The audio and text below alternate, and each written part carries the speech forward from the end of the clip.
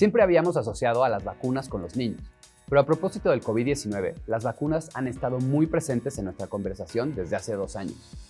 Y es que nunca como ahora ha quedado expuesto que las vacunas nos ayudan a protegernos de enfermedades que pueden ser graves y a veces mortales.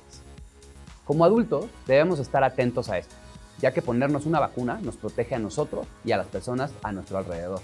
Hoy vamos a platicarles sobre las vacunas para adultos. Esto es DocChat.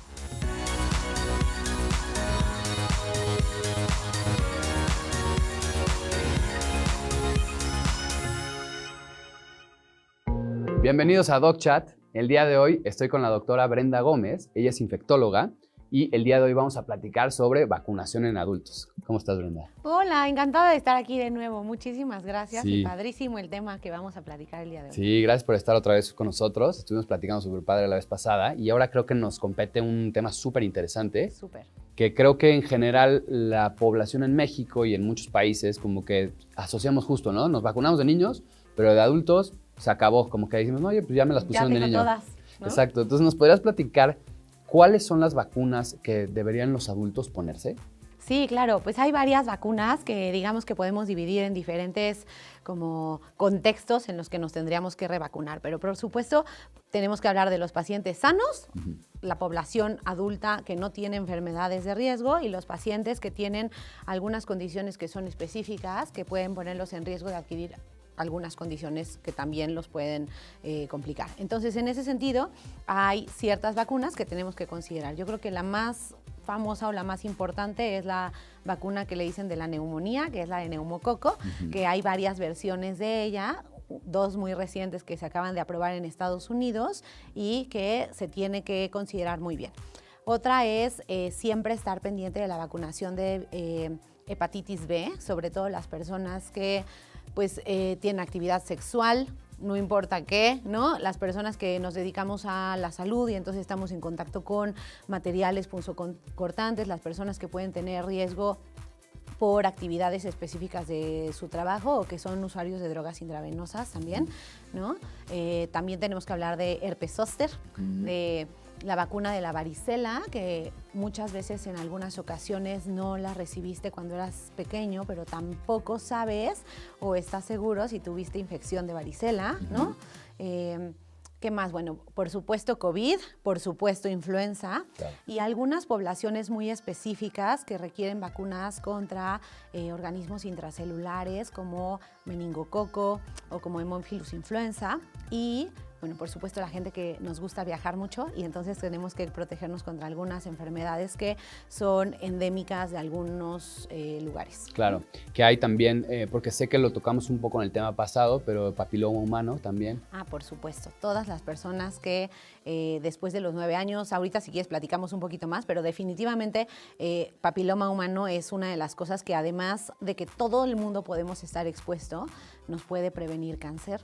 Y hoy, pues una de las primeras causas de muerte en mujeres es cáncer cervicouterino, entonces creo que vale muchísimo la pena hacer esa conciencia y esa cultura de la vacunación para prevenir. Me encanta. Entonces, si se fijan, son varias vacunas de las que vamos a platicar. Vamos a desglosarlas poco a poquito. Si te parece, mi Brenda, me encantaría que empezáramos con la vacunación de neumococo, la de la neumonía que nos platicabas. Perfecto. ¿En quién está indicada esta vacuna? Mira, estrictamente está indicada en cualquier persona a partir de los 19 años y más, pero sobre todo en pacientes que son mayores de 50 años o personas de menos de 50 años pero que tienen factores de riesgo. Factores de riesgo como enfermedades que comprometan su respuesta inmunológica o que tomen medicinas que hagan que su respuesta inmunológica sea bajita, pacientes que por alguna razón les retiraron el vaso, ya sea que pues tuvieron un accidente o tuvieron alguna complicación en algún momento de la vida y entonces están esplenectomizados o que tienen enfermedades específicas como enfermedades de células falciformes que no es tan común en nuestra población, pero que sí hay como situaciones específicas. Ahora, todas las personas después de los 50 años requieren vacunación. Hay diferentes versiones o diferentes opciones de las vacunas y dependiendo de las opciones tenemos que considerar cuál es el mejor esquema. En México tenemos disponible la vacuna de 13 serotipos y la vacuna de 23 serotipos y tenemos que ver si alguien ya la recibió una u otra y cómo se hace el esquema de vacunación, pero en términos muy generales dura como 5 años y cada 5 años hay que considerar reforzarlo. Y actualmente, en este último año, se aprobó por la FDA la vacuna de 15 serotipos y la vacuna de 20 serotipos, que se usa en poblaciones específicas. La de 20 serotipos se aplica una sola vez y ya. Y la de 15 serotipos se aplica esa y después la de 23, que es la de 23 polisacáridos, ¿no?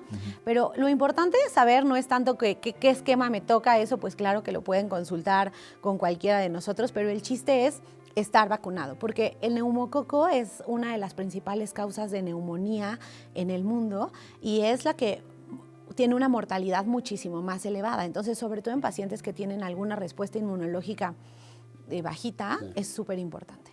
Hay una pregunta del público que me encantaría que nos ayudaras a responder. La vacuna del papiloma humano, ¿hasta qué edad puede aplicarse y cada cuánto debe de ser esto? Es una súper buena pregunta. Fíjate que el virus del papiloma humano, como pues mucha gente sabe, es un virus que pues tiene más del 90% de la población en el mundo. Entonces, todas las personas que hemos tenido vida sexual en algún momento de la vida, tenemos exposición o riesgo de poder adquirirla. Y es una de las principales causas de cáncer cervicouterino en las mujeres, pero también puede causar cáncer anal y cáncer de pene en los hombres. Entonces, a pesar de que es algo con lo que casi todo el tiempo convivimos, pues la verdad es que no todo el mundo tiene la protección que debería. La vacuna está recomendada principalmente en niñas y niños en algunos lugares del mundo entre los 9 y los 12, 11 años, porque es la edad en la que generalmente no han iniciado la vida sexual y entonces podemos ofrecerles una protección pues perenne, ¿no?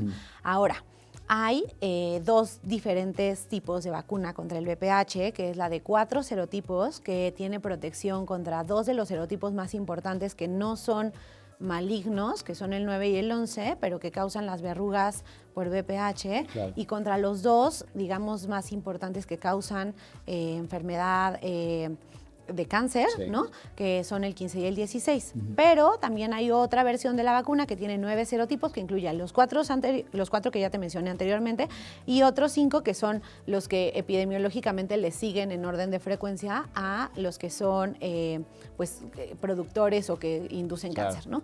Entonces, la indicación real es para la gente o los niños entre los 9 y los 11 años, hasta los 14 años, pero la realidad es que cualquier persona que esté expuesta y que la pueda recibir, la debe recibir mientras tenga como vida reproductiva, claro, es súper importante. ¿Cada cuánto se pone? Mira, son 3 dosis de la vacuna, se pone hoy, haz de cuenta, y después a los 1 o 2 y luego a los 6 meses.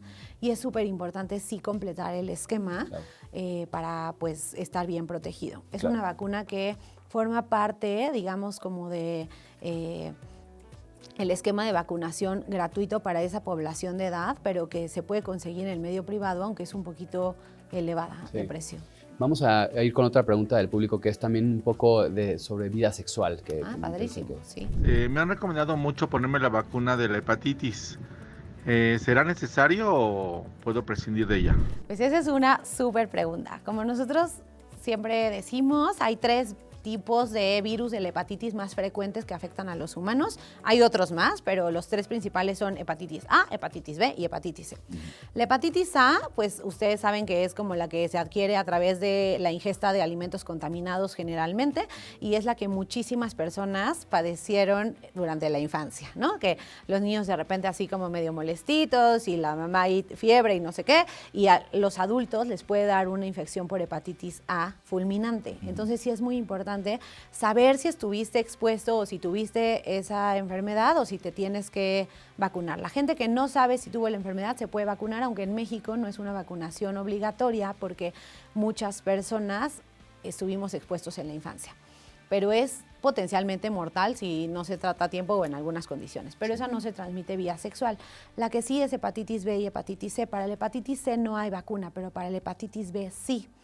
Es una vacuna segura que debemos de tener toda la población de adultos y todas las personas, sobre todo de personal de la salud o dental o gente que se dedica a ayudar a personas a cuidarlos en casas, etcétera. Enfermeras. ¿No? Enfermeras, todo lo que tenga que ver en contacto con la sangre, pero también vía sexual.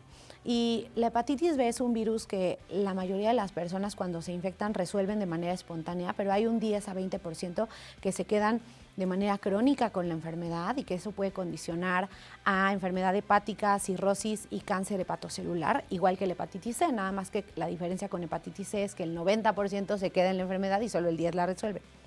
La vacuna de la hepatitis B se debe poner por lo menos una vez cada 10 años más o menos, o puedes medir anticuerpos contra la vacuna, se llama anticuerpos contra el antígeno de superficie, y el límite es 10, entonces cuando te sale menos de 10 es que ya no estás protegido y necesitas vacunarte. Claro. ¿No? Aquí la pregunta automática es ¿por qué no hay vacuna de hepatitis C?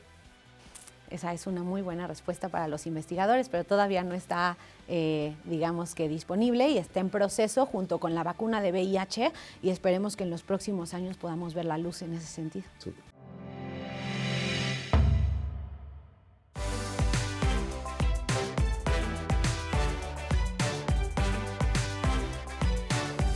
Bienvenidos de regreso a DocChat.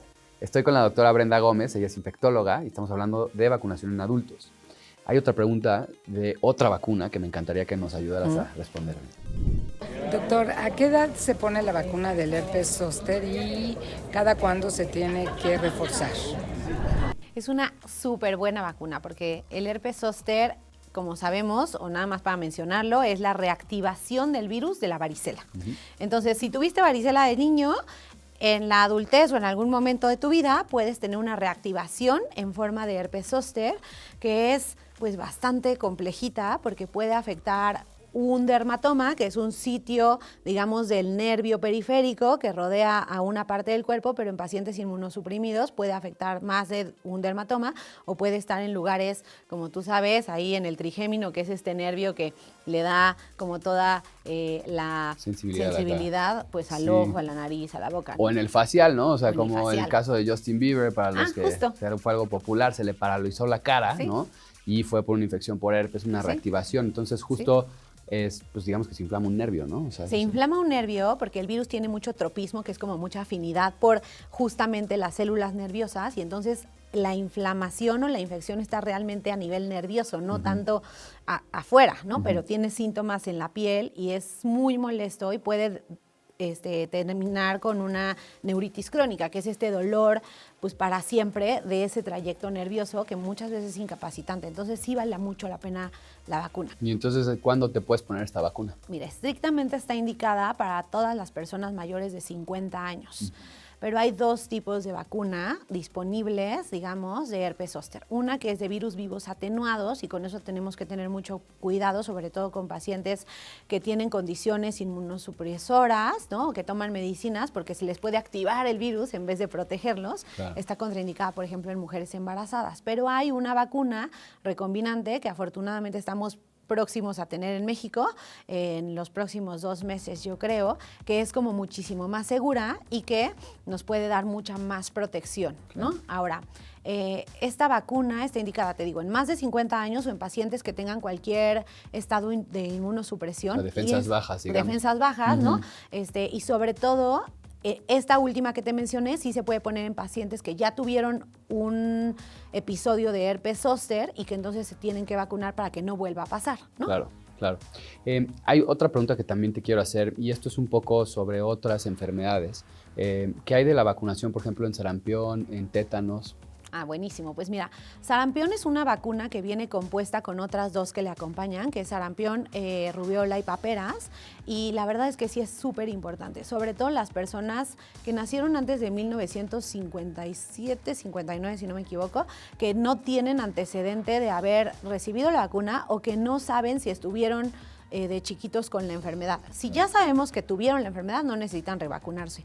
Pero si no lo saben o nacieron después de esa fecha, 100% necesitamos tener una dosis de esa vacuna, sobre todo porque hay lugares endémicos que pensaríamos en sitios súper raros, pero no. O sea, Nueva York, por ejemplo, es uno de ellos. Entonces, si vamos a viajar, tenemos que estar vacunados porque ha habido en los últimos años brotes de casos, sobre todo con esta corriente como antivacunas, sí, ¿no? En donde se han reactivado algunas enfermedades que antes estaban como aplacaditas. Sí. Entonces es súper importante y te protege, como te digo, sarampión, rubiola y paperas, que también es como un tema importante y que en los últimos años hubo piquito. Claro, ¿no? Y tétanos. Y tétanos también viene acompañada, ¿no? Difteria y pertusis la acompañan, se llama TDPA, y es una vacuna que sí o sí tienen que recibir, por ejemplo, las mujeres embarazadas en cada embarazo, y cuando tienes algún tipo de accidente o lesión por algo cortante o que sea con material oxidado o incluso con mordeduras de perros o algo que, o sea, como que no sepamos bien, pero sea que implique una herida, tenemos que vacunar a las personas. Si no saben si están vacunadas en los últimos 5 o 10 años, se la tenemos que poner y dura más o menos entre 5 y 10 años, pero siempre es importante como estar actualizando esa vacuna porque sí nos protege muchísimo. Vamos a ir a una pausa y ahorita regresamos.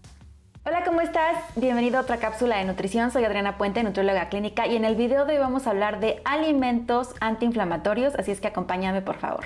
El primer alimento del cual vamos a hablar aquí es la cúrcuma. Estoy segura que has escuchado hablar de este alimento ya porque últimamente ha cobrado mucha importancia y mucha popularidad. Dentro de las sustancias de la cúrcuma, una que nos interesa mucho es la curcumina, la cual es un poco difícil de absorber. Por eso es muy común que los suplementos contengan pimienta negra, pues esta va a ayudar a que la absorción de curcumina sea mucho más potente. Ahora, las personas que toman medicamentos anticoagulantes, así como las mujeres embarazadas, deberían de evitar tomar suplementos de cúrcuma. Por eso siempre es bien importante que antes de tomar cualquier suplemento, cualquiera que este sea, lo consultes con tu profesional de la salud. Pasamos ahora al segundo alimento, que son los jitomates. Los jitomates son ricos en vitamina C, potasio y también licopeno. Y este licopeno tiene propiedades antiinflamatorias muy interesantes. El consumo de licopeno se asocia con menor riesgo a padecer diferentes enfermedades cardiovasculares, así como también enfermedades neurodegenerativas. Y pasamos ahora a otro alimento que es muy popular y es el té verde. El té verde tiene altas concentraciones de polifenoles y catequinas, y estas se asocian con un menor riesgo de padecer enfermedades como cáncer, Alzheimer, enfermedades cardíacas, etc. Estos beneficios se deben a sus sustancias antioxidantes y también a las sustancias antiinflamatorias que el té verde tiene, como por ejemplo una sustancia que se llama epigalocatequina 3-galato. Hoy les voy a dar 3 tips para entrenar en casa. Primero, aprovecha que estás en tu hogar y quítate los zapatos. Recuerda que entrenar descalzo va a ayudar a trabajar en tu balance, estabilidad y alineación de todo el cuerpo. Segundo, deja de hacer estiramientos estáticos antes de tu entrenamiento. Por ejemplo, si vas a entrenar a hacer sentadillas, trata de hacer movimientos dinámicos, por ejemplo, flexionar y extender piernas para preparar a los músculos para el trabajo que vas a hacer. Si vas a trabajar hombros, deja de estirarlo enfrente de tu cuerpo. Mejor entrena en movimientos similares al que vas a hacer después con peso. Por último, recuerda que la motivación es fluctuante. Entonces, no te bases en qué tan motivado o no estás un día u otro. La constancia es la clave. Haz del ejercicio un hábito y aunque sea poquito tiempo, trata de hacerlo al menos unos 4 o 5 veces a la semana. Espero que estos tips te hayan sido útiles. Muchas gracias, yo soy Dani Méndez.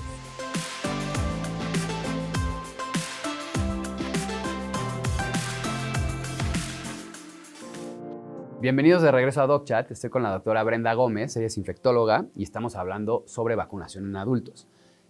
Ha sido un súper buena información todo esto, un programazo. Ahora, me gustaría justo que cerráramos con la vacunación en adultos, pero para viajes. ¿Qué nos puedes decir de eso? Súper interesante porque hay algunos países o algunos sitios que tienen pues aumento en la incidencia o son endémicos de algunas enfermedades y entonces para entrar a dichos países nosotros tenemos que tener protección contra las enfermedades que ahí ocurren y que existen vacunas. Entonces, por ejemplo, yo creo que la más conocida pues es la vacuna de la fiebre amarilla, que esa es una recomendación súper importante que te la pongas por lo menos 15 días antes de viajar. Hay lugares, muchos en América del Sur, por ejemplo, en la zona de la Amazonía, pues tienes que estar vacunado, pero también en África y en algunos sitios de Asia, en donde sí te lo piden, y es muy importante pues estar actualizado con esa vacuna porque no forma parte, digamos, que del esquema de vacunación nacional, ¿no? Para malaria, por ejemplo, pues desafortunadamente no tenemos vacuna, pero sí tenemos profilaxis pre-exposición, ¿no? Que entonces tenemos algunos medicamentos que nos podemos empezar a tomar antes de iniciar el viaje y algunos los tenemos que continuar incluso semanas después de terminar el viaje, pero que nos sirve para proteger contra este microorganismo que se transmite a través de los mosquitos, que es un parásito, ¿no? Y bueno, tenemos otros sitios en donde te piden vacunación contra hepatitis A, que ya comentamos, en donde hay una alta incidencia. También puede ser que nos pidan vacunación contra encefalitis, por ejemplo, japonesa, que no es tan común en África, en América, pero sí en algunos lugares en Asia, y que te puede dar pues esta enfermedad del sistema nervioso central que no está nada padre, entonces también es importante considerarlo. Tétanos es importante. Algunos países también te piden vacunación, pues las normales, de sarampión, por ejemplo, como ya comentamos, de hepatitis B, por ejemplo, y es súper importante estar actualizado en esas. ¿Dónde pueden la gente consultar este tipo de situaciones? O sea, si va a viajar a algún país, ¿dónde la puede consultar? Pues mira, hay diferentes lugares que son clínicas de medicina del viajero, en donde puede haber infectólogos especialistas que te pueden dar esta como asesoría.